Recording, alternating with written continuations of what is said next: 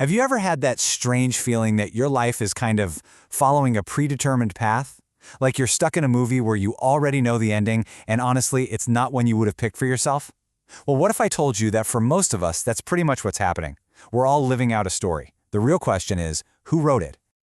For years, that quote right there could have been my life's motto. My name is Priya, and from the outside, I had it all, the career, the apartment, all the things that are supposed to add up to happiness. But inside, I was just waiting for the other shoe to drop. Every single success felt like a lucky break, like I'd somehow tricked everyone, and it was only a matter of time before they all found out I didn't actually belong.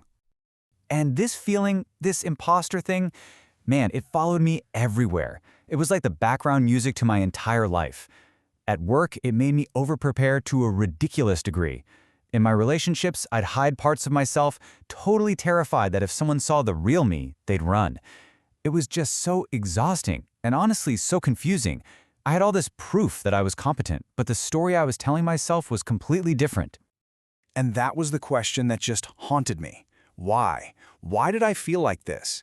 Why wasn't any award or promotion ever enough to break through this force field of self-doubt? It was this impossible puzzle I just couldn't solve on my own. And that's what finally pushed me to go to therapy. And it was there that I heard this idea that just changed everything. My therapist told me that these feelings, they weren't random.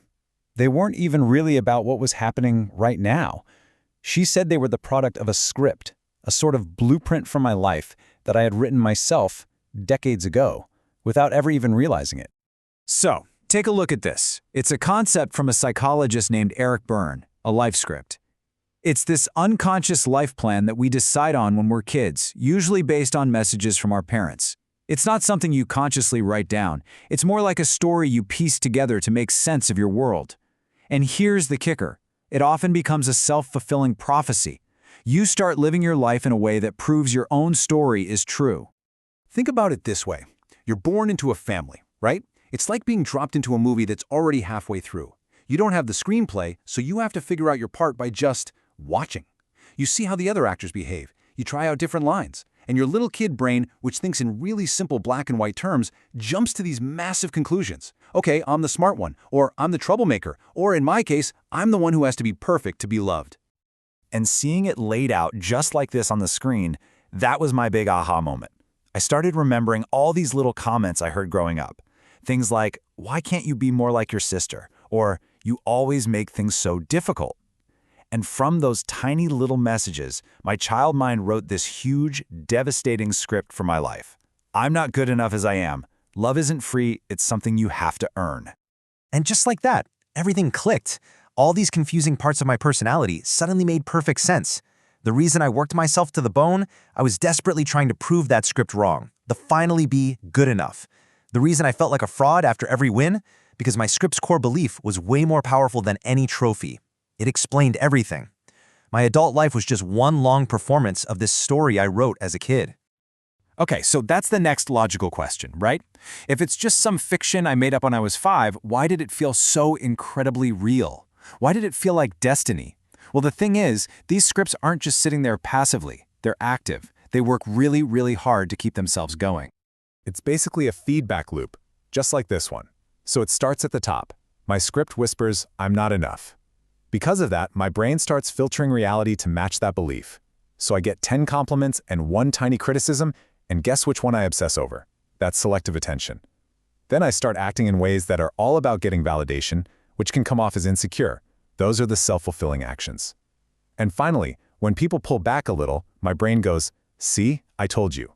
The script is true." And the whole cycle starts all over again. And this is the most liberating part of all.